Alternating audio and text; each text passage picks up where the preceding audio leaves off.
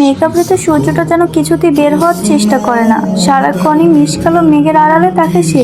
একটু দেখা দিলে কি এমন ক্ষতি হয় তার?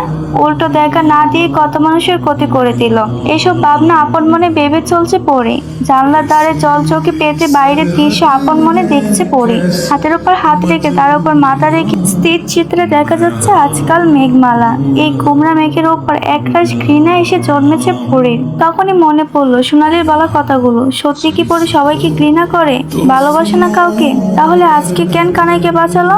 সেটা কি ভালোবাসা নয়? তাহলে সেটা কি মায়া? হ্যাঁ, মায়াই হয়তো হবে। সোনালী এত কঠোর বলে গেল কেন পরীকে?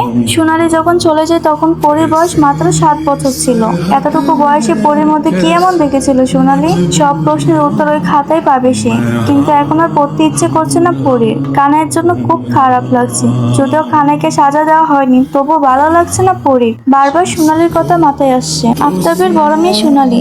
যেদিন সোনালীর জন্ম হয় সেদিন পর জমিদার বাড়ি খুশিতে মেতে উঠেছিল। সোনার চামচ মুখে নিয়ে জন্মেছে সোনা কন্যা। দেখতে যেমন সুন্দরী তেমন গায়ের গড়ন। তাই এই সোনা কন্যার নাম রাখা হয়েছিল সোনালী। প্রথম মেয়ে বলে তাই সবাই আহ্লাদ করে রাখতো সোনালীকে। বাড়ির বড় মেয়ে বলে কোনো শখ অপূর্ণ রাখেনি সোনালীর। সবসময় সবার কোলেই থাকতো। বড় হওয়ার পর সবাই প্রিয় পাত্র হয়ে উঠে সোনালী। পদ্ম অক্ষী প্রিয়ংলতা প্রাণ চঞ্চল যেন এই মেয়েটিকেই বলা যায়। সবসময় হাসি খুশি আর সবার সাথে সুন্দর ব্যবহার করতো সে। গ্রামেরই একটা স্কুলে পড়তো। সব শিক্ষকদের পছন্দের তালিকায় ছিল সোনালী। সব সময়ের জন্য জায়গা করে নিত। কিন্তু এই চঞ্চল মেয়েটার মুখে গম্ভীর এনে দেয় সময়। সে যেন সোনালীর এই খুশিকে মানতে পারেনি। হিংসা তাড়নায় সে মেয়েটির মুখ থেকে হাসি কেড়ে নিল। সোনালীর 5 বছর বয়সে মালা জন্ম দেন রূপালী। তখন থেকে জমিদার বাড়িতে কেমন কোমট ভাব নিয়ে আসে। সবাই ভেবেছিল ছেলে হবে, কিন্তু মালা মেয়ে জন্ম দিয়েছিলেন। আবির চান এত ক্ষুব্ধ হলেন, সাথে আফতাবও। একটা পুত্র সন্তানের জন্য শেষ করে দিলেন মালার প্রতি তার ভালোবাসা। মায়ের প্রতি অবহেলা দেখে সোনালী কেমন হৃদয় কেঁদে উঠল। বাবাকে আস্তে আস্তে ঘৃণা করতে শুরু করলো। তবে সেই ঘৃণা কখনো আফতাবের সামনে প্রকাশ করতো না সে। নীরবে নিভৃতে চোখের পানি ফেলতো।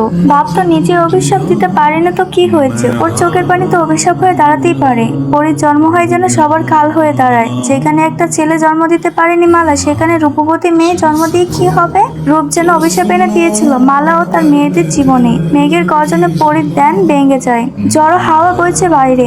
বাতাসে মেঝেতে লুটানো গাগরাটা তুলছে। সামনে গোড়ানো চুলগুলো বাতাসের সাথে মেতে উঠেছে যেন। শীত লাগছে পরীর। জ্বরটা এখনো কমেনি। তবে এই জ্বর কখনো কাবু করতে পারেনি পরীকে। আজকেও তার ব্যতিক্রম হলো না। তবে জল চোখে থেকে উঠে দাঁড়িয়ে সে ঘরের সব জানলাগুলো বন্ধ করতে লাগলো। হঠাৎই তার একটা কথা মনে পড়লো। মালা বলেছিলেন সোনালী নাকি শহরে গেছে। সেখানে রাখালের সঙ্গে থাকে সে। আর এই মেয়ে ডাক্তারগুলো তো শহরের দিকে এসেছে। যদি ওরা সোনালীর কোনো খোঁজ দিতে পারে। এসব ভেবে দ্রুত জানলা বন্ধ করে ঘর থেকে বের হয়ে গেল পরী। এক প্রকার ছুটি চলে এলো মেহমানদের ঘরের দরজায়। কিন্তু ভিতরে যেতে ওর শরীর কাঁপছে। জ্বরে নয়, একটু অস্বস্তি লাগছে ওর। যদি ওরা সোনালীর খবর দিতে না পারে। পরী আস্তে করে দরজা হাত রাখতে দনক করে দরজা খুলে গেল।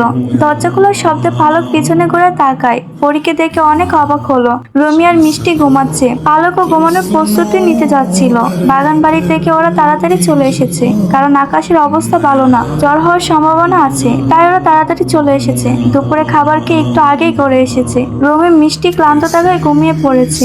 পরী এগিয়ে এসে পালকের সামনে দাঁড়ালো। ইতিমধ্যে গাম ছুটে গেছে পরীর। এমত অবস্থা দেখে পালক জিজ্ঞেস করে, কোনো সমস্যা পরী? মানে তুমি কিছু বলতে চাও? প্রশ্নটা জঙ্কার তুলে দিল পরীর সারা শরীরে। কথা বলতে ওর ঠোঁট কাঁপছে। আচ্ছা, সোনালীর সম্পর্কে কি কিছু জিজ্ঞাসা করা ঠিক হবে? কিন্তু সোনালীর জন্য বুকটা খুব জ্বালা করে পড়ে। তাই তো আমতা আমতা করে জিজ্ঞেস করলো, আপনারা তো শহরে তাই গাইছেন? পালক পরীর অবস্থা দেখে এগিয়ে এলো। সামনে জল চকিতে বসে ইশারায় পরীকে বসতে বলল।